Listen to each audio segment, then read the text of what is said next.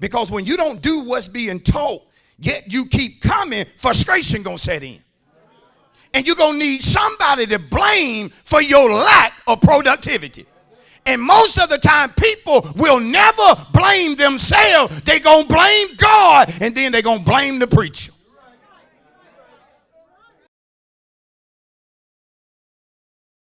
I want to give you 3 reasons why I believe a person will work with a dull edge and not sharpen it. Are y'all with me? Number 1, they can be ignorant. I said they can be ignorant. A person can be working hard at something but may not know that if they make 1 or 2 adjustments, they could be more successful. They simply don't know. And it's not like the world tells you when people say to you, what you don't know won't hurt you. The devil is a lie. What you don't know can kill you. What you don't know can ruin you. And ignorant is not a bad word. Again, it simply means to not know something or to lack understanding. One reason you come to church, or one reason you should come to church, or the main reason you should come to church, is to get knowledge and understanding. Thank God for the choir. Thank God for the praise team. Thank God for the musicians. Thank God for seeing family and friends, if we're able to do so while we're here. Thank God for getting dressed up real nice and coming. But the main priority is to come and receive knowledge and understanding.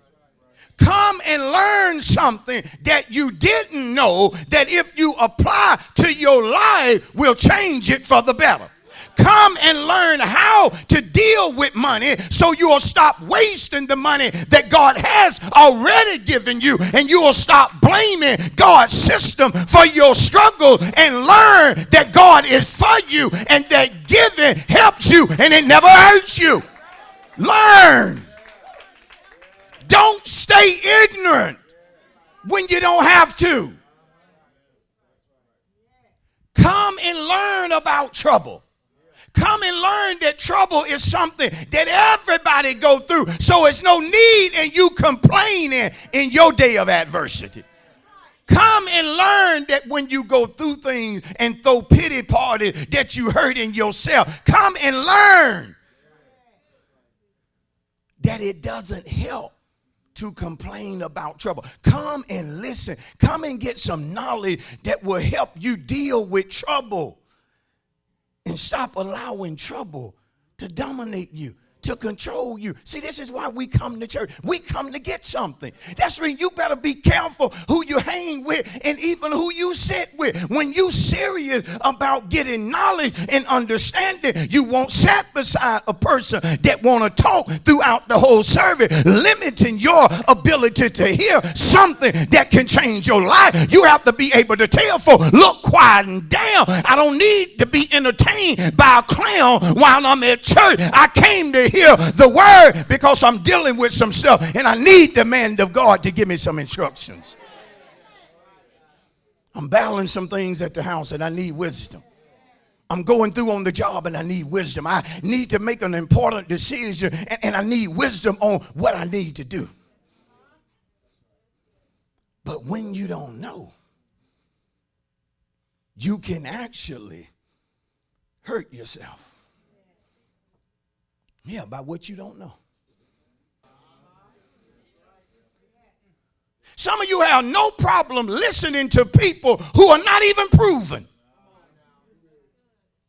But you have no problem taking advice and counsel from people who, when you look at their life, they don't need to be trying to tell nobody what they should or should not be doing. Oh, y'all, boy, I told y'all they're going to get a little tight. See, you got to listen to the right people. Look at somebody, just tell them, say, you don't need to listen to everybody. Because tell your neighbor if it be true, tell them, say, because most folk ain't talking about nothing no way.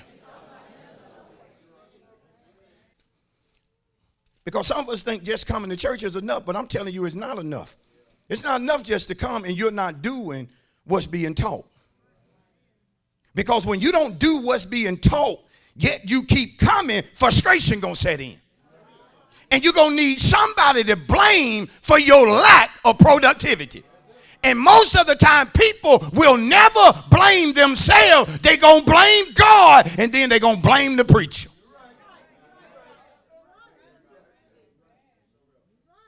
But most of us are not doing as well as we could be because we operate in ignorance too much. But notice in Hosea 4 and 6, y'all hang in here. Notice what the Lord said. This stuff is important. He said, my people are destroyed for lack of knowledge. Y'all in Hosea 4 and 6? My people, church folk, God's saints, are destroyed for lack of what? You can be broke because of a lack of knowledge. You can be unhappy because of a lack of knowledge. You could be in ruin this morning because of a lack of knowledge. But notice why they have a lack of knowledge.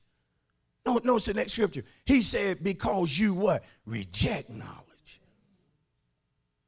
Some of us, God trying to make us wiser, but we're rejecting it.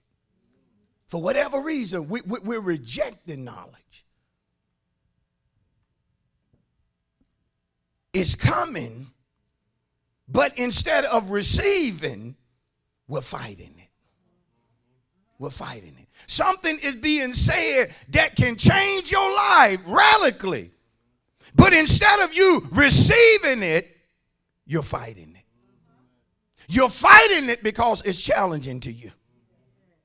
You're fighting because if you receive the word, it's going to require you to change. See, folk will often fight knowledge if they got to change.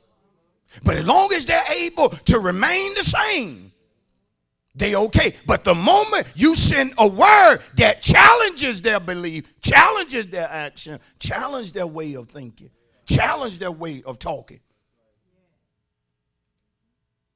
See, you can't just set up and say anything out of your mouth and think that what's coming out your mouth won't hurt you. Many of us kill ourselves on a daily basis with the words that we say. Forget about what your enemy is doing. Don't worry about what enemies are doing. Don't even worry about what the devil is doing. Don't even be concerned with what demons are doing. You got to get concerned with what's coming out your mouth because you are killing your own success with the way you talk. It's never going to work for us. Why would it ever work? And you keep pronouncing death over yourself.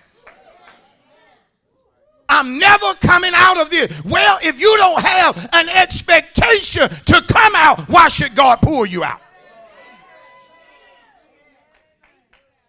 Every time I get a nickel, I got to spend a dime. Well, why would you think you're going to have a quarter? You're saying all the wrong things and thinking it does not matter. Death and life are in the power of the what? Tongue. I don't want to be without knowledge. Why? Because I don't want to be destroyed. Why be destroyed when you don't have to? Why live beneath your privileges when you don't have to? Why struggle when you don't have to? Why be broke when you don't have to? Why be lost and wandering in the wilderness when you don't have to?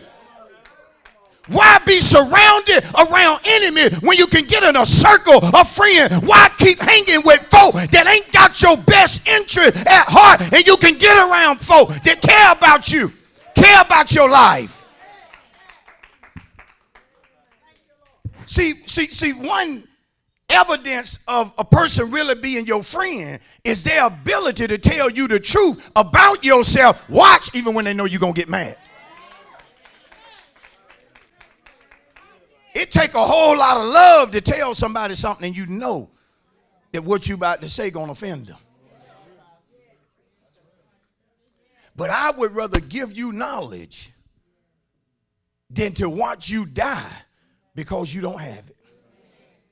I would rather make you mad and you leave this church and say, I ain't ever going back up there to hear that man no more. He done talked about me throughout the whole message. Yeah, but one day when you set your little end down and realize that everything I was saying to help you and never to hurt you. If you get your act together, what I said will work for you. It hurt, but it'll work for you.